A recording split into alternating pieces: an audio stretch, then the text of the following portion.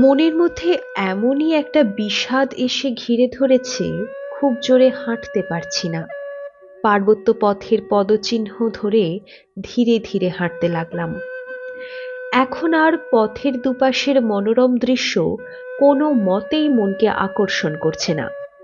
কেবলই পাগলা সাধুর মুখখানা মনে পড়ছে। তার অলৌকিক ক্রিয়াকলাপ একের পর এক যেন চোখের সামনে ভাসছে। প্রায় ঘন্টাখানিক হাঁটার পর দেখলাম একটা ঝর্ণা পথকে প্লাবিত করে প্রবল বেগে নিচের দিকে নামছে। থমকে দাঁড়িয়ে পড়লাম। যে উত্তুঙ্গ শৈলগাত্র বেয়ে এই বড় ঝর্ণাটা পড়ছে, তার চারপাশে ঘন বনানী, পাথরের প্রাচীর। সে পাথর গ্রানাইট হতে পারে, কোয়ার্স কিংবা চুনা পাথরও হতে পারে।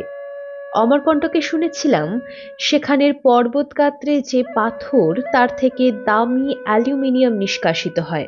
সেই অ্যালুমিনিয়াম দিয়ে নাকি এরোপ্লেনের বহিরাবয়ব প্রস্তুত হতে পারে। এখানে পর্বতগাত্রে যে পাথর দেখছি, এ পাথর সেই রকম বহুমূল্য পাথরও হতে পারে।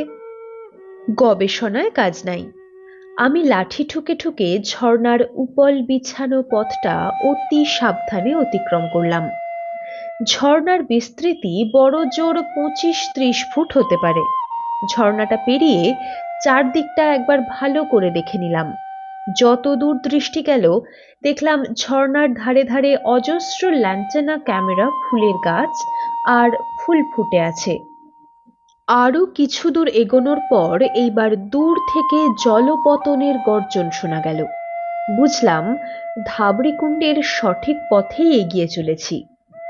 যতই এগোচ্ছি গর্জন ক্রমেই দীর্ঘতর ও স্পষ্টতর হচ্ছে। প্রায় ঘণ্টাখানিক হাঁটার পর চোখে পড়ল পেঁজা তুলোর বস্তার মতো নর্মদার জল এক বিশাল কুণ্ডগাত্রে এসে ধাক্কা দিচ্ছে, আর সেখানটা ঘন ধোঁয়ায় ভরে আছে। জব্বলপুরের ভীরাঘাটে ধোঁয়াধার দেখে এসেছি, কিন্তু জলময় কুণ্ড হতে প্রায় 500 ফুট উঁচু পর্যন্ত এই কুণ্ডলীকৃত ধোঁয়ার কাছে ধোঁয়াধারের কোনো তুলনাই হয় না।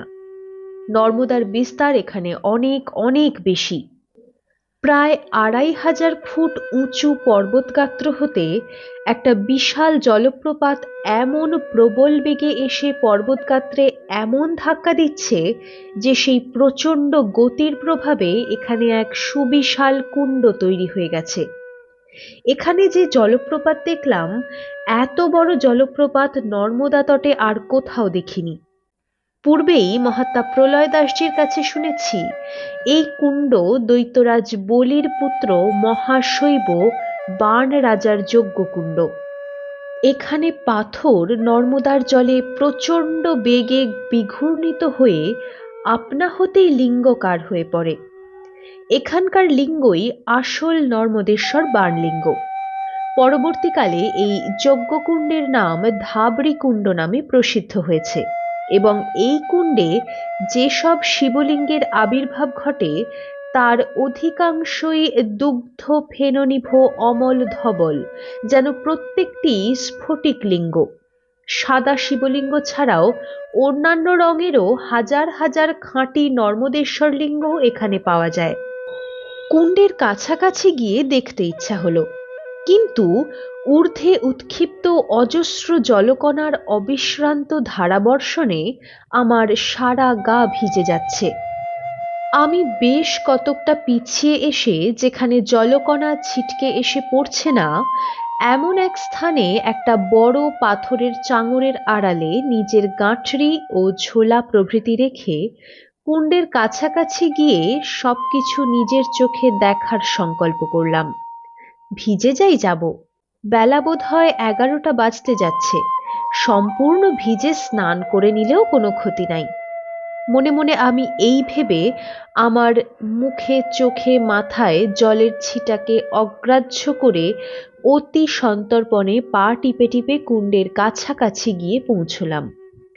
এ কি বিশাল কুণ্ড! পর্বতগাত্র ক্ষয়ে ক্ষয়ে প্রায় 60 ফুট লম্বা, 50 ফুট বিস্তৃত। গভীরতা যে কত তার নির্ণয় করা অসম্ভব। এই রকম বিরাট এক গহ্বরে মা নর্মদা উত্তাল বেগে এসে আছাড় খেয়ে পড়ছে। মনে হচ্ছে সংখ্যাতীত ভারী জিনিস দুর্দার শব্দ করে এই কুণ্ডে পড়ছে। নর্মদা গর্ভ থেকেও আরো অনেকগুলি ভারী পাথর যেন ঘুরপাক খেয়ে উপরের দিকে ঠিকরে ঠিকরে উঠছে, আবার গড়িয়ে পড়ছে নর্মদার জলে। আমি কুণ্ডের আরো কাছাকাছি যাবার জন্য এগোতে লাগলাম।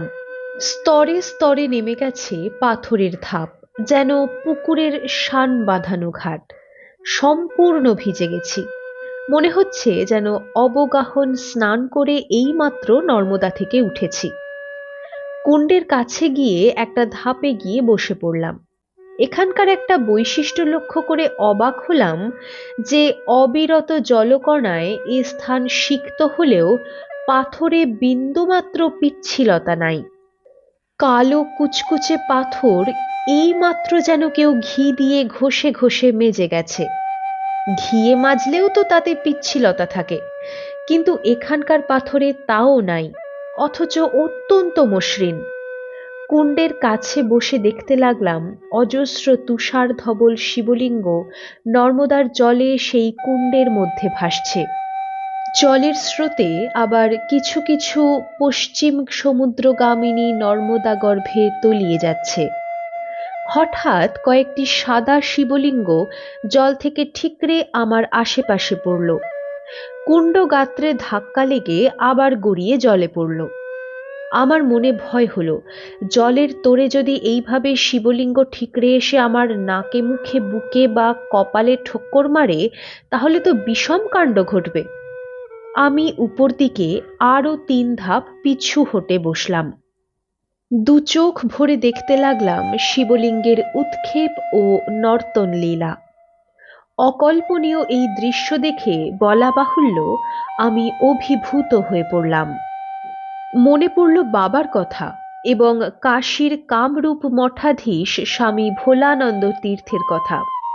তাদের উভয়ের মুখেই শুনেছিলাম যে নর্মদা তটের এই ধাবড়ি কুণ্ডেই বাণলিঙ্গ পাওয়া যায়। বাণলিঙ্গের একমাত্র উদ্ভবস্থল এটি। কুণ্ডের চারিদিক খুঁটিয়ে খুঁটিয়ে দেখতে লাগলাম। অমরকণ্টকে নর্মদা উদ্গম মন্দিরে দেখেছিলাম নর্মদার উদ্গম ক্ষেত্রে যে সরোবর, যাকে অনেক সন্ন্যাসী কোটি তীর্থের দ্বার বলে মান্য করেন, ধাবড়িকুণ্ড সেই রকম একাদশমুখী যন্ত্রের আকারে নিখুঁত জ্যামিতিক মাপে সতই একটি সিদ্ধ যন্ত্রের আকৃতি নিয়েছে। নর্মদা উদ্গম মন্দিরে নর্মদা মাতার প্রধান পূজারী আচার্য রামাধীন দ্বিবেদী আমাকে বলেছিলেন, নর্মদা যেখানে উদ্গত হয়েছেন সেখানে স্বয়ম্ভু বংশেশ্বরের আধারপট একটি সিদ্ধ যন্ত্র, তার নাম ত্রিকুটা।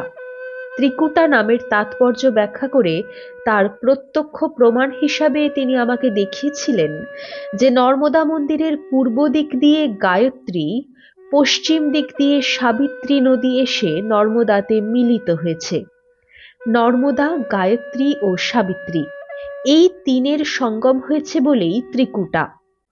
মৈকাল বা অমরকণ্টক পর্বতের তাই অপর নাম ত্রিকুট।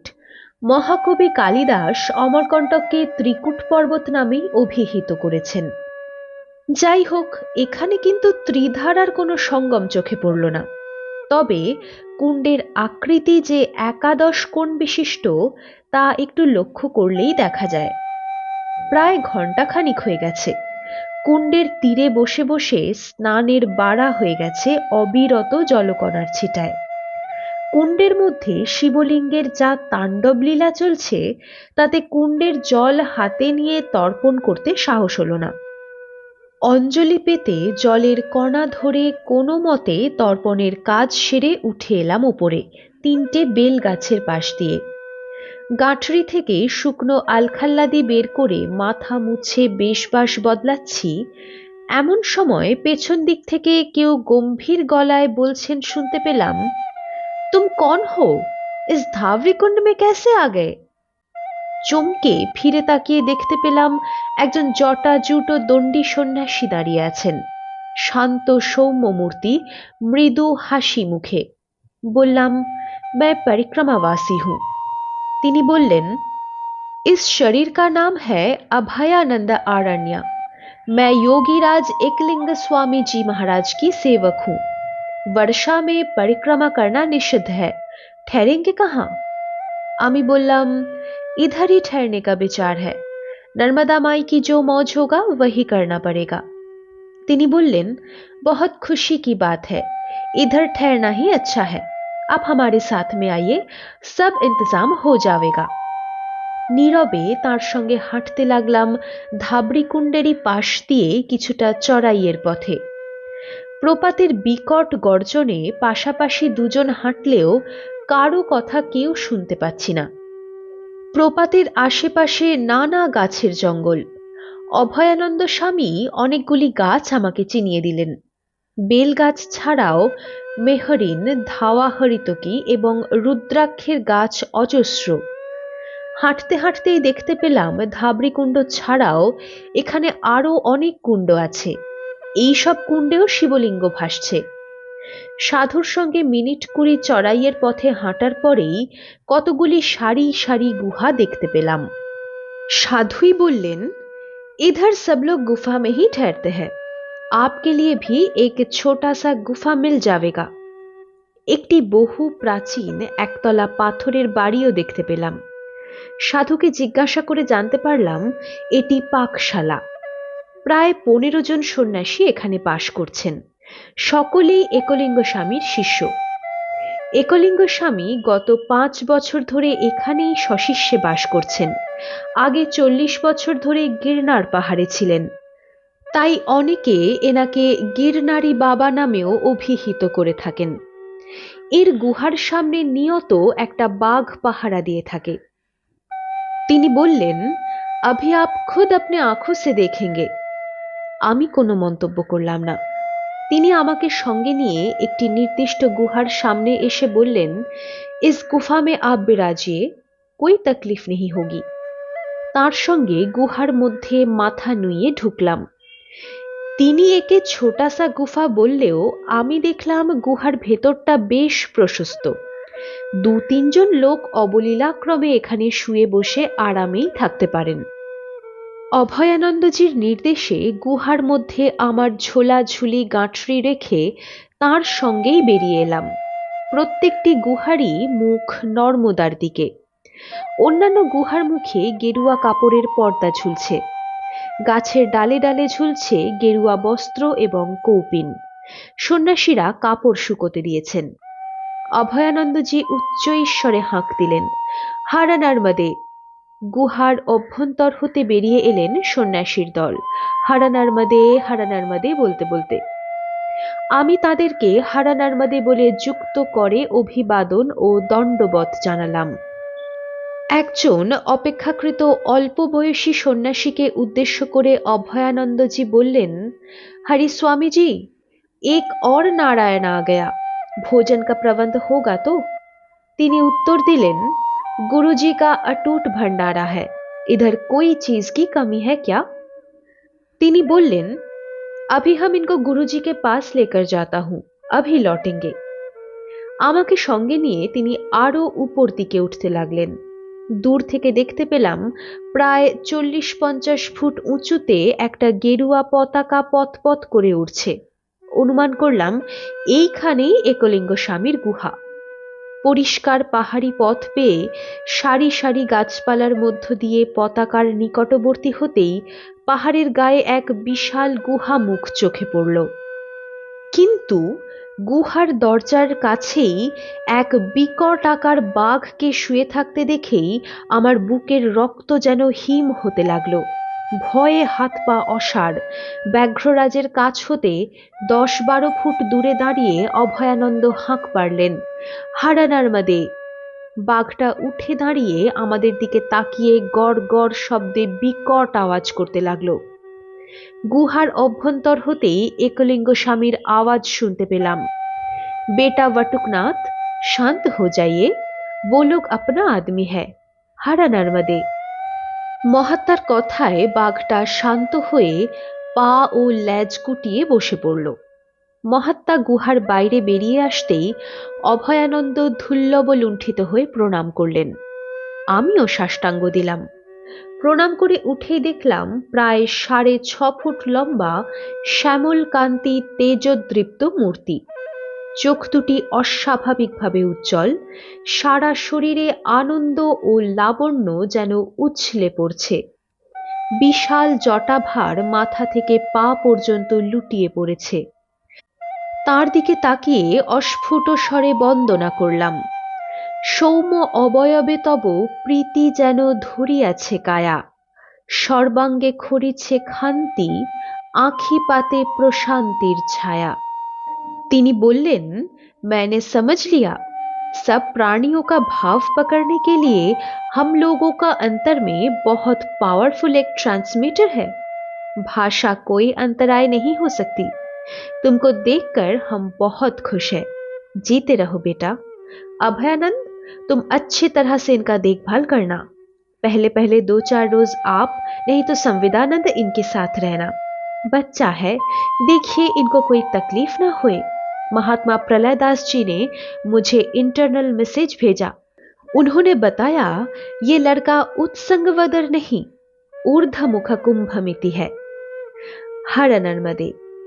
এই বলে তিনি গুহার মধ্যে দ্রুত পদে ঢুকে গেলেন। আমরা তার উদ্দেশ্যে পুনরায় প্রণাম জানিয়ে সেখান থেকে নেমে আসতে লাগলাম।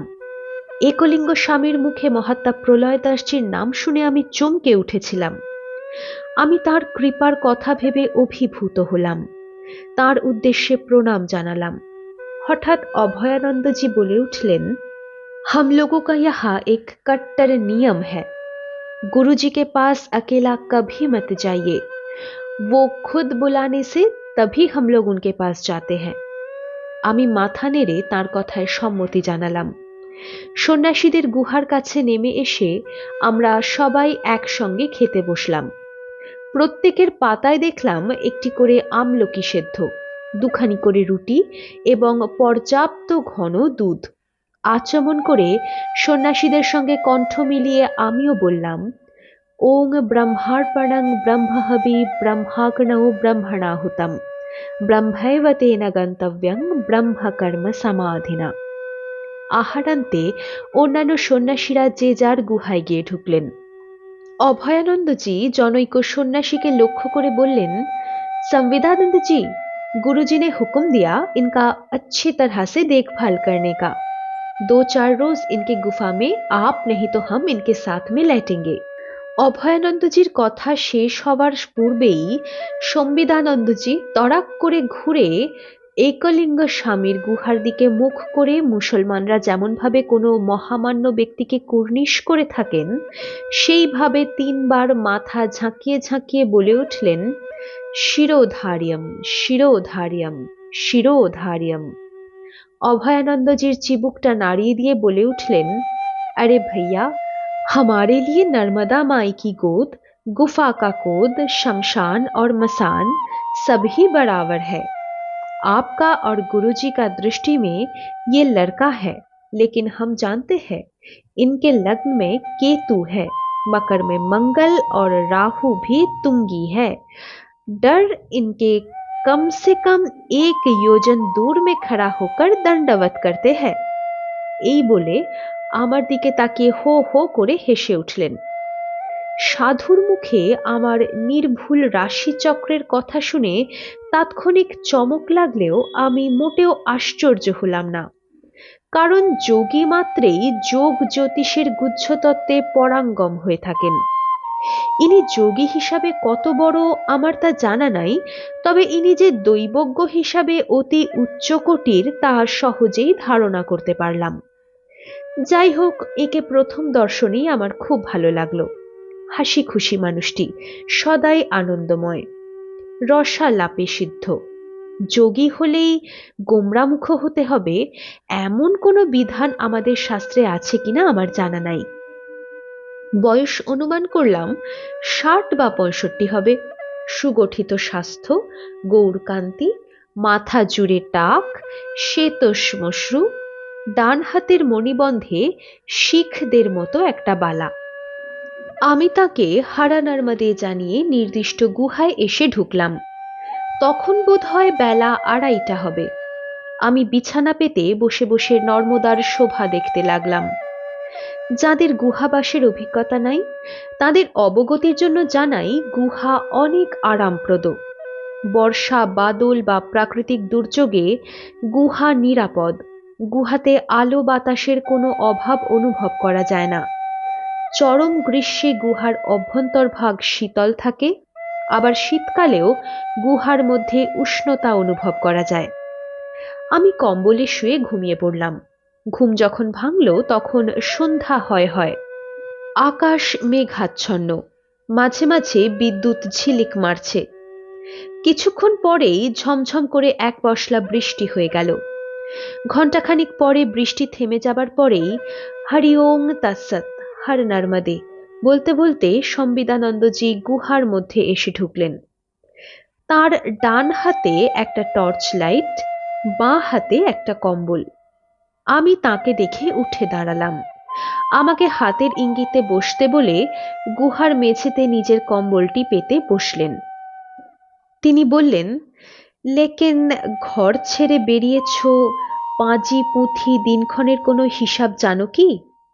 আজ 1361 সালের 13ই আষাঢ় সোমবার, কৃষ্ণা ত্রয়োদশী তিথি, আর 3 দিন পরেই রথযাত্রা। ওই দিন গুরুজি গুহা থেকে নিচে নেমে এসে আমাদের সঙ্গে বসে 2-3 ঘন্টা যাবৎ শাস্ত্রার্থ করবেন। বিশেষ বিশেষ পর্বদিনে তিনি ওই রকমভাবে শাস্ত্রার্থ ও বিচার বিমর্শাদি করতে ভালোবাসেন। লেকিন তুমি আমার দিকে ওরকম ফ্যালফ্যাল করে তাকিয়ে আছো কেন? আমি বললাম, আমি আপনার মুখে পরিষ্কার বাংলা শুনে অবাক হয়ে গেছি। আপনি কি বাঙালি? তিনি বললেন, नहीं जी, अयोध्या में सरयू नदी के उस तरफ ये शरीर पैदा हुआ था। हमारे पिताजी सरयू पारिन ब्राह्मण थे, लेकिन আমি তোমাদের বাংলাদেশে গঙ্গাসাগর সঙ্গমে 30 বৎসর কাটিয়েছি, इसलिए বাংলা बोली हम अच्छी तरह से इस्तेमाल करते हैं। আমি বললাম, আমার পক্ষে খুব ভালোই হলো। আপনার সঙ্গে মাতৃভাষায় কথা বলে আমি খুবই তৃপ্তি পাব। আপনি দয়া করে আপনার গুরুজি সম্বন্ধে আরো কিছু বলুন। আপনার সঙ্গে আপনার গুরুজির কিভাবে যোগাযোগ ঘটল? তিনি বললেন, लेकिन सभी परमात्मा की इच्छा है। बचपन में আমি অযোধ্যার এক উদাসী সাধুর সঙ্গে ঘর ছেড়ে বেরিয়ে পড়ি। তার সঙ্গে 12 বছর কাল 4 ধাম পরিক্রমা করে গঙ্গাসাগরে যাই। মকর সংক্রান্তি কা লগ্ন থা। ওইখানে সেই উদাসী সাধুর দেহান্ত ঘটে। আমি তাঁরই ঝোপড়াতে 30 সাল কাটিয়ে দিই।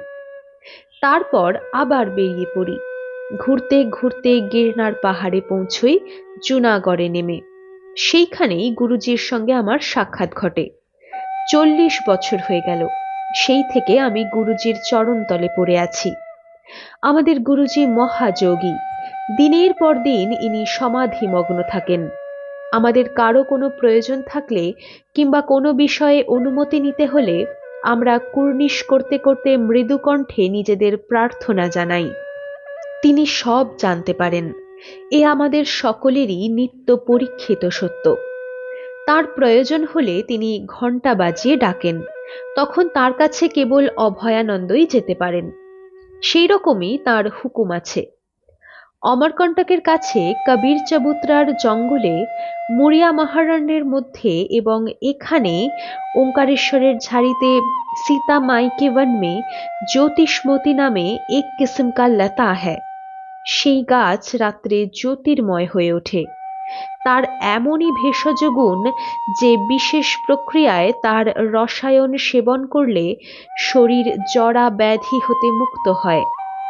বিনা কায়কল্প সে জ্যোতিষ্মতী লতার এমনই প্রভাব যে আমাদের গুরু জ্যোতিষ্মতী লতার প্রয়োগে জরা ব্যাধি হতে সম্পূর্ণ মুক্ত হয়েছেন।